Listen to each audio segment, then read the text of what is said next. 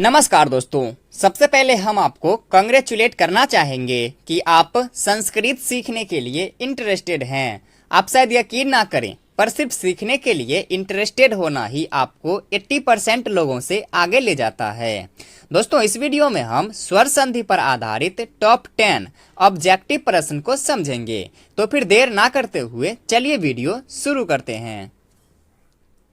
तो दोस्तों, हमारा सबसे पहला प्रश्न है कि संस्कृत में वर्णों की कुल संख्या है। क में है 46, ख में 48, ग में 50, घ में है 52।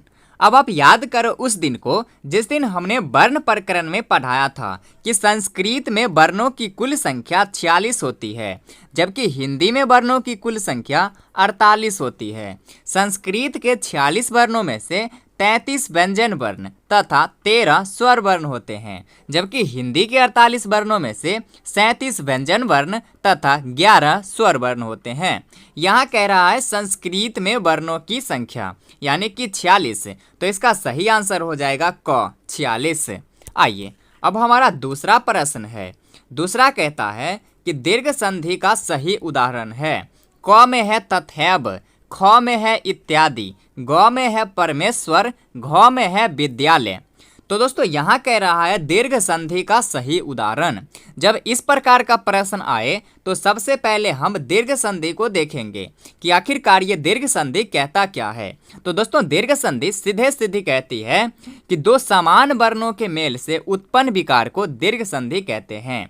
दो समान वर्ण यानी कि प्लस के पीछे तथा प्लस के आगे दोनों तरफ जब समान वर्ण हो तब उसे दीर्घ संधि कहेंगे। जैसे यदि प्लस के पीछे अ आ हो तो प्लस के आगे भी अ आ ही रहना चाहिए। यदि प्लस के पीछे ई हो तो प्लस के आगे भी ई ही रहना चाहिए। यदि प्लस के पीछे ऊ हो तो प्लस के आगे भी ऊ ही रहना चाहिए।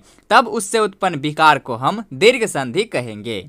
तो आइए अब हम देखते हैं कि इनमें से कौन है जो इस दीर्घ संधि के नियम का पालन करता है। सबसे पहले है तथैव। इसका हम विच्छेद करेंगे तो हो जाएगा तथा जोर एव।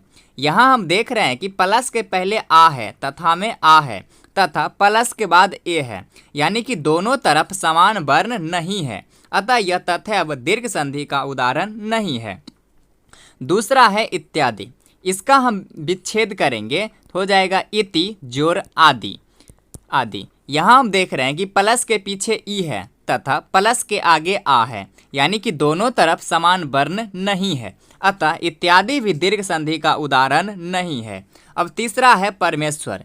इसका विग्रह करेंगे परम जोर ईश्वर।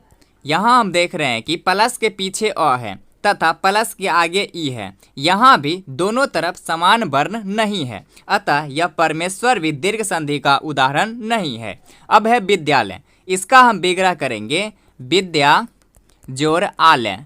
यहाँ हम देख रहे हैं कि प्लस के पीछे भी आ है तथा प्लस के आगे भी आ है, यानी कि दोनों तरफ समान वर्ण है, अतः यह दीर्घ संधि के नियम का पालन कर रहा है। इसलिए दीर्घ संधि का सही उदाहरण हो जाएगा विद्यालय। आइए अब हमारा तीसरा प्रश्न है कि सप्तर्षि में कौन सा संधि है। क में है दीर्घ संधि, ख में है गुण संधि, ग में है यन संधि, घ में है अयादि संधि। पूछ रहा है सप्तर्षि में कौन सी संधि है। तो दोस्तों, इसे पता करने के लिए सबसे पहले हम इस सप्तर्षि का विच्छेद करेंगे तो हो जाएगा सप्त जोर ऋषि। सप्तर्षि का विच्छेद हो जाएगा सप्त जोर ऋषि। यहाँ हम देख रहे हैं कि प्लस के पहले अ है तथा प्लस के बाद री है। अब हमें देखना है कि ऐसी कौन सी संधि है जिसमें प्लस के पहले अ आए तथा प्लस के बाद री आए। तो दोस्तों, हमने गुण संधि में पढ़ाया था। गुण संधि कहता है कि अ आ के बाद ई उ या फिर री रहे तो इसके स्थान पर ई के स्थान पर ए, उ के स्थान पर ओ तथा री के स्थान पर अर हो जाता है। री के स्थान पर अर हो जाता है और सप्तर्षि का विच्छेद है सप्त जोर ऋषि। अब हम इस री के स्थान पर अर को रखेंगे। सप्त का सप्त लिखेंगे, जोर री के स्थान पर अर लिखेंगे, जोर इस सी का सी लिखेंगे। अब सप्त के साथ जब अर जुड़ेगा सप्त, ये अ त के त में आकर मिल जाएगा और र का हलंत, ये र हलंत रहता है दोस्तों, ये र हलंत रहेगा जो, और ये सी का सी। अब सप्त का सप्त और ये र हलंत है इसलिए सी के ऊपर चला जाएगा। अब हमारा बन गया सप्तर्षि। तो इस प्रकार से हमारा सप्तर्षि में गुण संधि है। आइए अब हमारा चौथा प्रश्न है कि स्वागतम का सही संधि विच्छेद है। क में है स्वा जोर गतम, ख में है स्व जोर आगतम, ग में है सु जोर आगतम, घ में है स्वाग जोर तम। अब दोस्तों हमने यन संधि में पढ़ाया था कि ई, उ, री तथा लिरी के बाद कोई स्वर आए तो ई के स्थान पर य, उ के स्थान पर व, उ के स्थान पर व, री के स्थान पर र तथा लिरी के स्थान पर ल हो जाता है। यहाँ व है, यहाँ व है, यानी कि ये व उ के स्थान पर आया है। अब हम इस उ के व के स्थान पर उ को रखेंगे तो हमें ऑटोमेटिक पता चल जाएगा कि स्वागतम का सही संधि विच्छेद क्या है। आइए अब हम इस व के स्थान पर उ को रखते हैं। यहाँ हलंत स्व है, जोर व है, हलंत व, और ये वाकर वा है, इसके लिए हम लिखेंगे आ ग त म हो जाएगा स्व, और ये वाकर वा के लिए आ और गतम का गतम स्वागतम। आइए अब हम इस व के स्थान पर उ को रखते हैं। हलंत स्व जोर व के स्थान पर उ जोर आगतम, आगतम। अब हलंत स्व के साथ जब उ जुड़ेगा तो हो जाएगा सु जोर ये आगतम का आगतम। तो इसका सही आंसर हो जाएगा सु जोर आगतम, यानी कि ग नंबर सही है, सु जोर आगतम। ये ग नंबर, ये हमारा ग नंबर सही है, सु जोर आगतम।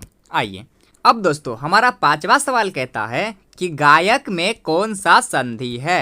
क में है वृद्धि संधि, ख में है अयादि संधि, ग में है यन संधि, घ में है दीर्घ संधि। तो दोस्तों इसे पता करने के लिए हमें सबसे पहले गायक का विच्छेद करना होगा। गायक का विच्छेद हो जाएगा गय जोर अक, अक। इस गय में हलंत ग जोर ऐ से गय का निर्माण होता है। तो दोस्तों यहाँ हम देख रहे हैं कि प्लस के पहले ऐ है तथा प्लस के बाद अ है। अब हमें देखना है कि ऐसी कौन सी संधि है जिसमें प्लस के पहले ऐ आए तथा प्लस के बाद अ आए। तो दोस्तों हमने अयादि संधि में पढ़ाया था, ये कहता है कि ए, ऐ, ओ या फिर औ के बाद कोई स्वर आए तो ए के स्थान पर ऐ के स्थान पर आय, ओ के स्थान पर औ तथा औ के स्थान पर आव हो जाता है। यहाँ ऐ है, इस ऐ के स्थान पर आय, इस आय को हम रखते हैं। हलंत ग जोर, यहाँ हलंत ग जोर ऐ के स्थान पर हम आय लिखेंगे, जोर अख। अब दोस्तों हलंत ग के साथ जब आ जुड़ेगा तो गा हो जाएगा। ये य का य और अ इस य में आ जाएगा तो ये य ही रहेगा, और क का क गायक। इस प्रकार से हमारा गायक में अयादि संधि है। आइए अब हमारा छठा सवाल कहता है कि इनमें से वृद्धि संधि का उदाहरण है। क में है पवन, ख में है सदैव, ग में है इत्यादि, घ में है देवेति। पूछ रहा है वृद्धि संधि का। तो दोस्तों सबसे पहले हमें जानना होगा कि आखिर ये वृद्धि संधि कहता क्या है। तो दोस्तों वृद्धि संधि कहता है कि अ या फिर आ के बाद, यानी कि प्लस के पहले अ आ रहे, इसके बाद ए या फिर ऐ, ओ या फिर औ रहे तो ए ऐ के स्थान पर ऐ और ओ औ के स्थान पर औ हो जाता है। जैसा कि नाम से ही स्पष्ट है, वृद्धि यानी कि बड़ा हो जाना। ए ऐ में बड़ा कौन है ऐ, तो दोनों के स्थान पर ऐ हो जाएगा। ओ औ में बड़ा कौन है औ, तो दोनों के स्थान पर औ हो जाएगा। आइए अब हम देखते हैं कि कौन है, इन चारों में से कौन है जो इसके नियम का पालन करता है। प्लस के पीछे अ आ रहना चाहिए और प्लस के बाद ए ऐ या फिर ओ औ में से कोई रहना चाहिए। सबसे पहले है पवन, इसे हम विच्छेद करेंगे तो हो जाएगा पो जोर अन। यहाँ हम देख रहे हैं कि प्लस के पहले ओ है तथा प्लस के बाद अ है, ये उल्टा हो गया। जबकि पहले रहना चाहिए, प्लस के पहले अ रहना चाहिए और प्लस के बाद ओ रहना चाहिए, लेकिन ये उल्टा हो गया, अतः ये वृद्धि संधि का उदाहरण नहीं है। दूसरा है सदैव, इसे हम तोड़ेंगे सदा जोर एब। हाँ यहाँ हम देख रहे हैं कि प्लस के पहले आ है, ये आ, ये सदा में आ है तथा प्लस के बाद एब में ए है, अतः यह सदैव वृद्धि संधि का उदाहरण है। आइए अब दोस्तों हमारा सातवां प्रश्न कहता है कि लाकृति में कौन सी संधि है। क में है दीर्घ संधि, ख में है अयादि संधि, ग में है गुण संधि, घ में है यन संधि। पूछ रहा है लाकृति में कौन सी संधि है। तो दोस्तों इसे पता करने के लिए सबसे पहले हमें लाकृति का विच्छेद करना होगा। तो इसका विच्छेद हो जाएगा लृ जोर आकृति। आकृति यहाँ हम देख रहे हैं कि प्लस के पहले लृ है तथा प्लस के बाद आ है। अब हमें देखना है कि ऐसी कौन सी संधि है जिसमें प्लस के पहले लृ आए तथा प्लस के बाद आ आए। तो दोस्तों हमने यन संधि में बताया था, यन संधि कहता है कि ई उ री तथा लृ के बाद कोई स्वर आए और आ ह्रस्व दीर्घ कोई स्वर आए तो ई के स्थान पर य, उ के स्थान पर व, री के स्थान पर र तथा लृ के स्थान पर ल हो जाता है। यहाँ लृ है, इस लृ के स्थान पर हम ल रखेंगे, ये ल हो जाएगा जोर आकृति का आकृति लिखेंगे। जब ल के साथ आ जुड़ेगा तो ला हो जाएगा और कृति का कृति लाकृति। इस प्रकार से लाकृति में गुण यन संधि है। आइए अब हमारा आठवां प्रश्न कहता है कि अत्युक्ति का सही संधि विच्छेद है। क में है अत जोर युक्ति, ख में है अत्य जोर उक्ति, ग में है अत्यु जोर किति, घ में है अति जोर उक्ति। तो दोस्तों अभी हमने आपको यन संधि में बताया कि यन संधि कहता है कि ई उ री तथा लृ के बाद कोई स्वर हो और आ ह्रस्व दीर्घ कोई भी स्वर हो तो ई के स्थान पर य, उ के स्थान पर व, री के स्थान पर र तथा लृ के स्थान पर ल हो जाता है। यहाँ अत्युक्ति में य है, इस य ई के स्थान पर आया है। जब हम इस य के स्थान पर ई को रखेंगे तो हमें ऑटोमेटिक ही पता चल जाएगा कि अत्युक्ति का सही संधि विच्छेद क्या है। तो आइए अब हम इस य के स्थान पर ई को रखते हैं। यहाँ अ है, अ जोर हलंत त जोर हलंत य जोर य के साथ ही उ लगा हुआ है, उ जोर किति। अब अ हो जाएगा हलंत त जोर इस य के स्थान पर ई लिखेंगे जोर उ जोर किति।